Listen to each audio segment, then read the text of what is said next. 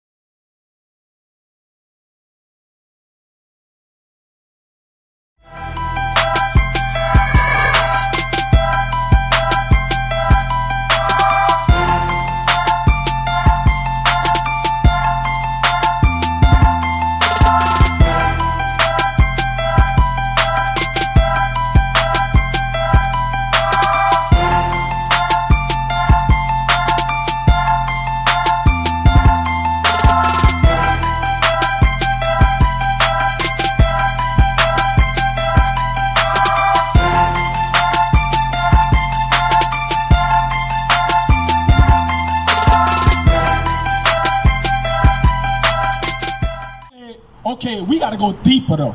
We gotta go after their mindset. Yeah, we might smack the bitch out of, we might abuse them, so we gotta go deeper. We gotta control their mental thoughts. Let's see how they control our black sisters' mental thoughts. Wait, we have reversed the relationship. It says they reverse the relationship between who?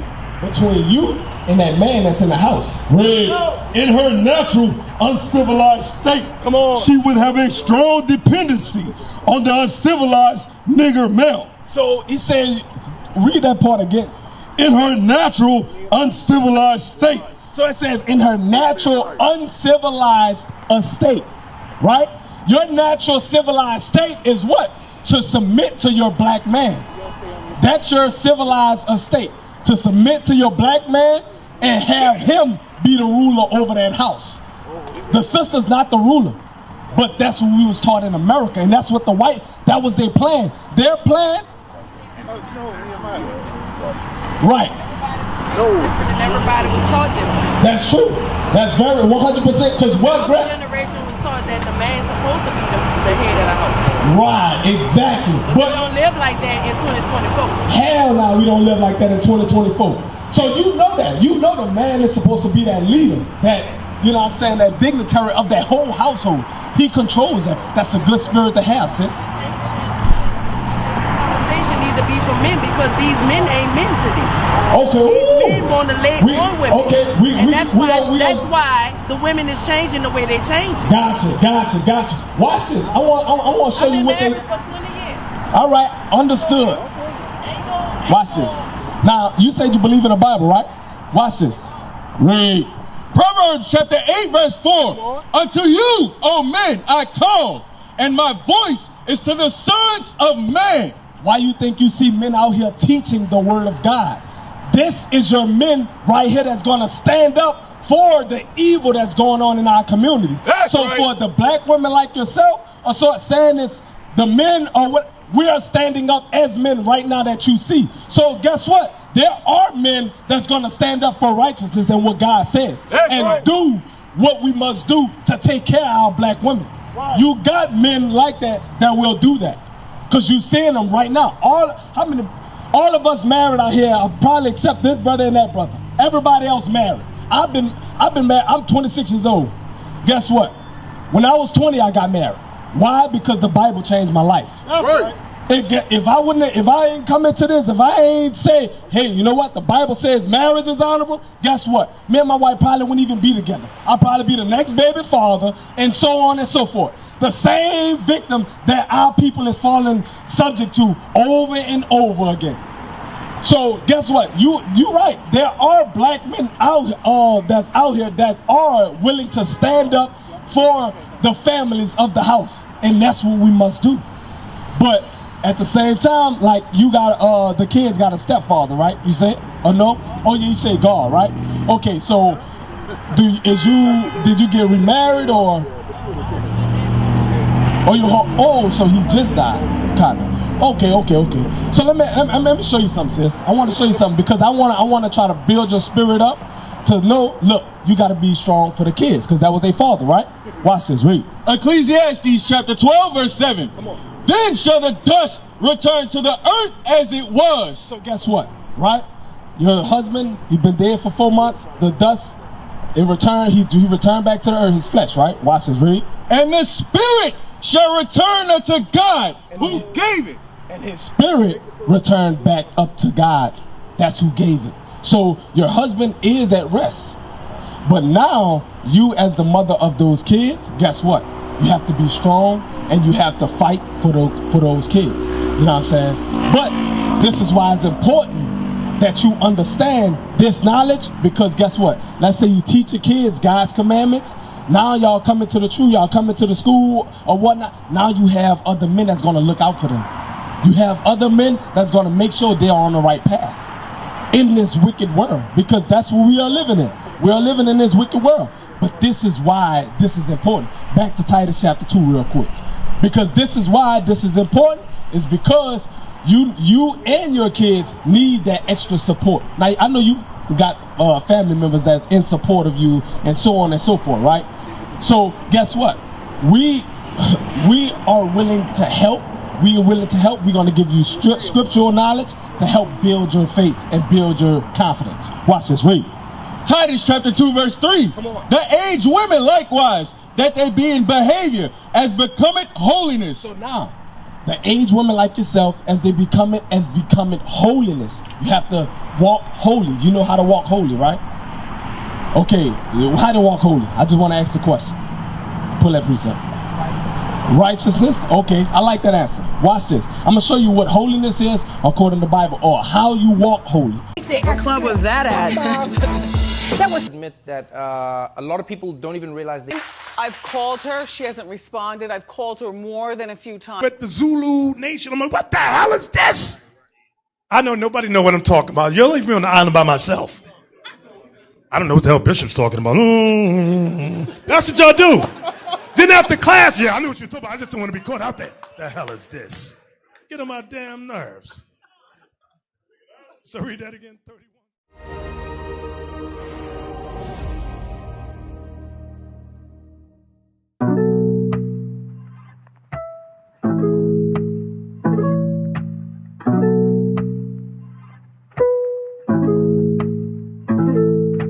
Alea may have not known that East New York was widely known for slavery. The Dutch in the late 1600s, when they left Flatbush because Flatbush was overcrowded, they came to East New York to build new plantations for who? Slaves. Now, having a large portion of the neighborhood residents having Caribbean roots, people often think that the town is named after the island Jamaica. But the truth is, in 1664, when the English came and took over the area, they called the land Jamaica. See, Wall Street, before it was the financial district of New York, it was actually the first slave market. Yankee Stadium. Most gladiators were slaves. They were subject to a rigorous training, fed on high-energy diet, and given expert medical attention. Currently known Van Cortlandt House, which is standing right behind me, was previously well known for being a slave plantation. Yes, you heard me correctly. A slave plantation. Watch this, read. Romans chapter 7 verse 12. Wherefore the law is holy. The what?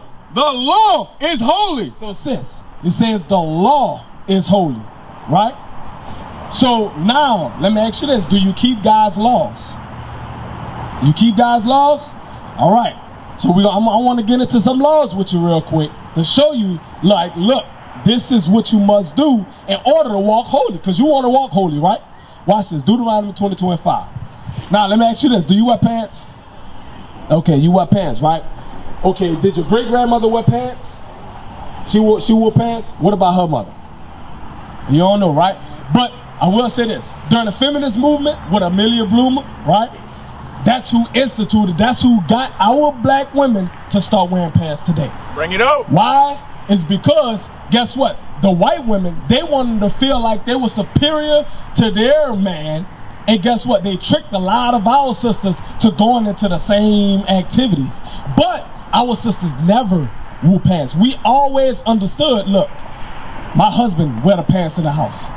Because what come with pants is that type of feminist type of activity. You know what I'm saying? That manly masculinity spirit. Watch this, read. Deuteronomy chapter 22 verse 5. The woman shall not wear that which pertaineth unto a man. It says women shouldn't wear what pertains to men. Right? This is, now you say you believe in the Bible, and I know you believe in the Bible, right? So now, what men wear that women should not be wearing? Skirts, shorts. Well, I'm talking about the opposite. What men wear, like what all of us got on out here, exactly, pants, right? Because we got zippers and so on and so forth. Women ain't got nothing to pull out. Men do, right? So guess what?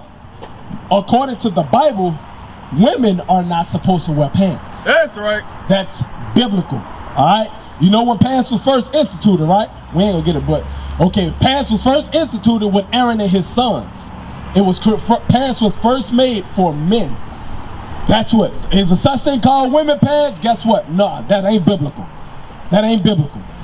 But you should actually teach your daughters this.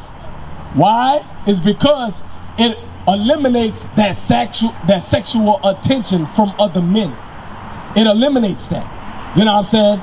And that's why a lot of sex trafficking is going on. A lot of rapists is going on. You know what I'm saying? Because why? Our sisters, they dressing all out of orderly with God. Give me Jude chapter 15 and verse 12. I want to show you something, sis. Show you something about your foremother. Jude chapter 12 verse 15. Come on. So she arose and decked herself with her apparel. So you know how women, when they, let's say you gotta go to, let's say they like to go out, right? Women like to go out, right?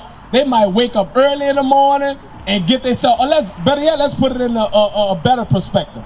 A marriage, right?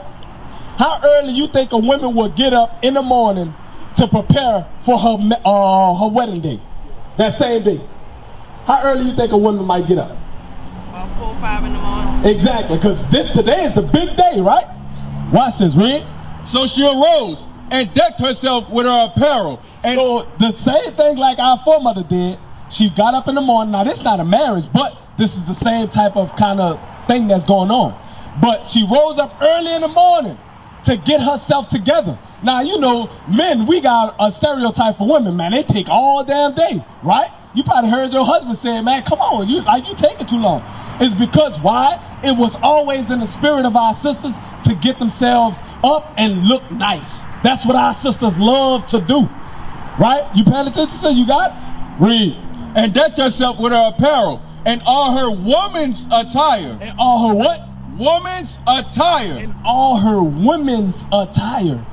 That's not pants. Because why? During this time, women wasn't wearing them pants. Nah. Guess what?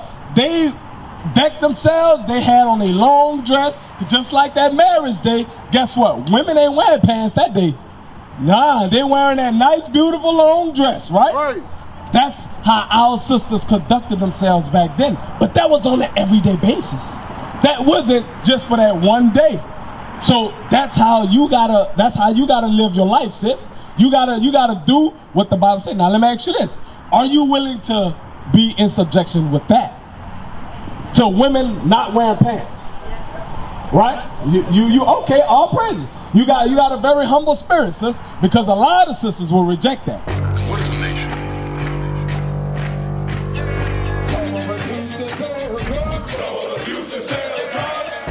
Nation is men leading by example.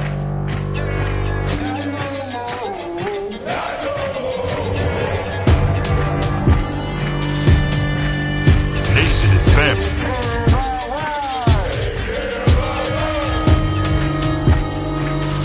Nation is community. Nation is children with role models.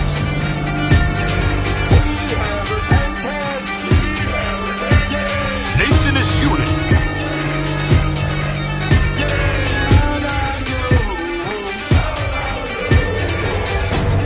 nation